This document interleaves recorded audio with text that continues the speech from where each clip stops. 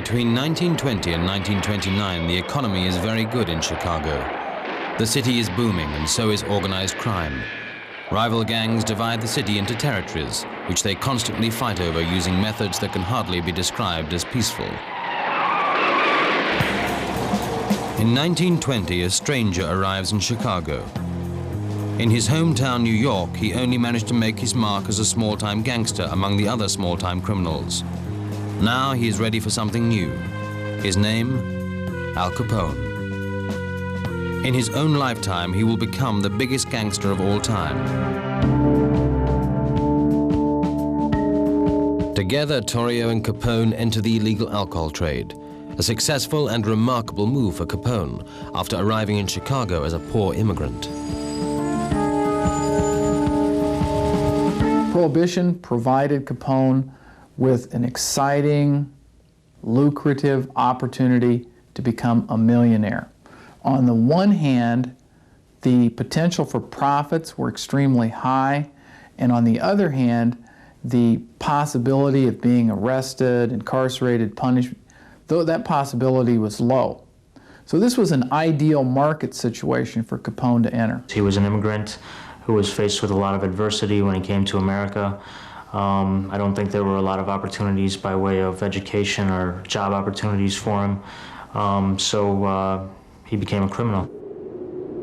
Capone had sort of a dual life. On the one hand, there's Al Capone, the man with his wife and family in the house with the brothers and whoever else was staying there, his mother and sister on Prairie Avenue. Maybe he spent 3 days a week on Prairie Avenue looking like a typical family man. On the other hand, he was a gangster, and being a gangster involves violence because that's the only way that they have to enforce the agreements they make. So he could be a very violent individual, especially with people who double-crossed him. I think that particular view, that view that says Capone was a psychological misfit, I think that falls down, though. It falls down because Capone was able to form some emotionally close relationships during his life. He obviously had loving relationships with his son, with his wife, with his brothers, as well as with members of his gang. Now Capone is the boss. He can continue in the way he wants to.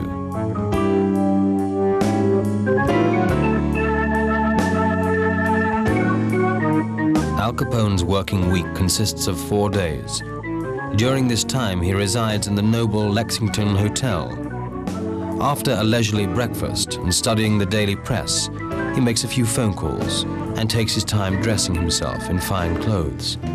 By early afternoon, he moves to his study in the hotel suite, where his colleagues wait in hope of advice and decisions. He probably would, in some sense, have been a bit like a medieval king in terms of his basic workday. There were people lined up waiting to approach the throne to ask the king for something, either some help, a favor, or the king would have to make a decision in terms of who would be appointed what, giving out commissions in the army, let's say. Well, Al would give people certain positions running gambling houses, etc.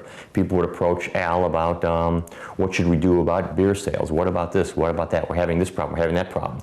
It would be up to Al Capone quite frequently as the boss to solve it if it couldn't be solved lower.